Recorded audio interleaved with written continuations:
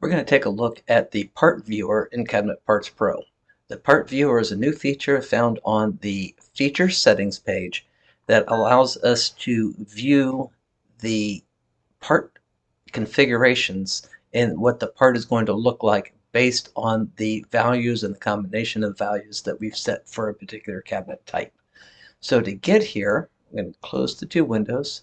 We're going to go into Tools, then Settings. Then if we select and click on the button that we want to make changes to, so let's go ahead and click on Blind Dados. The Blind Dado Settings page is going to open up, and it is going to display all the combination, not just the blind dado, but this is what the actual part is going to look like after it is done being cut based on the combination of all settings. So to make changes, if we want to see what it's going to look like with a full dado rather than a blind dado, we could change that width to be 0.75. And once we make that change, clicking Save will then update the full part.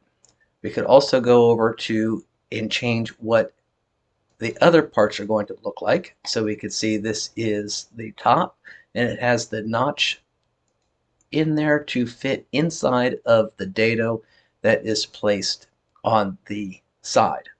To make it a full dado rather than a stop dado, just clicking and setting the blind to 0, clicking Save will then show us a full dado across the bottom. Again, going back, we're going to set the blind stop to be 1.5 and the dado to be 3/8 of an inch.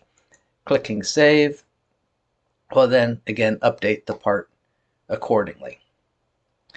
To change the overall size and look of this part, right now we are viewing the size based on a wall cabinet. If we want to view what the size in what it's going to look like if this was a base cabinet on the main settings page, we're going to select Base. Then when we come over to select a new part, it's going to update those settings based on the cabinet type that is selected in the base cabinet. To update and view this part more in the sizing of what a base cabinet would be, that is going to be done based on the values that we have in these boxes here. So we're going to make the depth to be 24. Then again, just come down and update the settings page, and we can see this is what a base cabinet side would look like.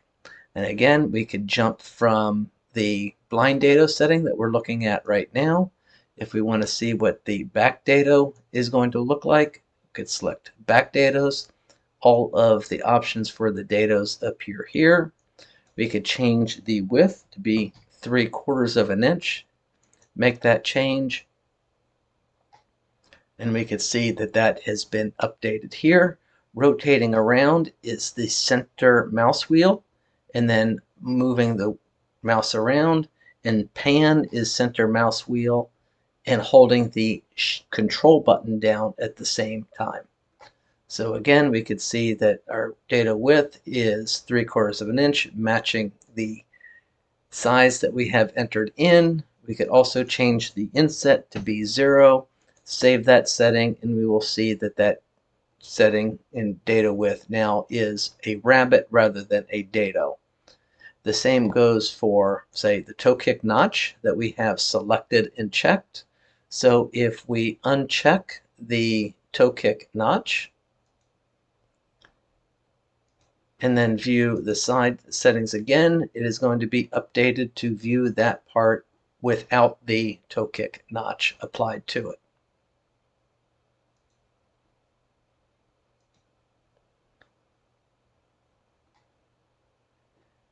And there it is for the part viewer. This should help determining what the overall cabinet and all of the features and how they're set.